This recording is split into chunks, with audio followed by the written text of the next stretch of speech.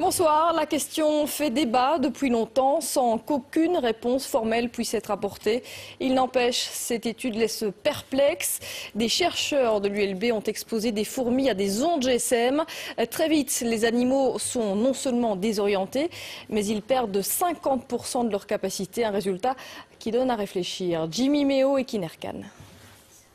L'expérience peut être réalisée très rapidement. Poser un téléphone portable au milieu d'une société de fourmis et déjà instantanément, les premiers effets sont visibles. Vous voyez que celle-ci n'a plus sa locomotion normale. C'est plus faire aller ses pattes, c'est parce qu'elle a été trop longtemps près des ondes. Ça, c'est une ataxie musculaire. Le premier système touché est le système nerveux. Mais le système nerveux, il dirige tout. Il dirige la locomotion, il dirige la perception des signaux émis par les autres, il dirige le comportement, etc. Donc tout est affecté. Les capacités d'apprentissage des fourmis exposées aux générateurs d'ondes sont affectées de 50% par rapport à la normale. Et même avec une période de récupération, elles ne retrouvent que 60% de leur capacité de mémorisation.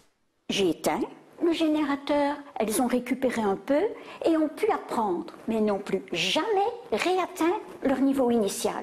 Il en est de même pour 7 fourmis exposées aux ondes du GSM. Si on arrête tôt l'expérience, elle va récupérer. Si on continue, elle va mourir. Les dangers pour l'homme sont aussi à prendre au sérieux. Par exemple, l'oreille à laquelle on colle notre téléphone est très sensible. Imaginez les structures que nous avons dans l'oreille. Nous avons des cellules ciliées dans l'oreille.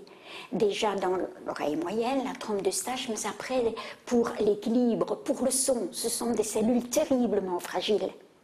Les conseils, éloignez votre appareil, pas d'utilisation pendant trop longtemps. Et contre les insectes nuisibles, un petit générateur d'ondes pourrait ainsi faire office d'insecticide.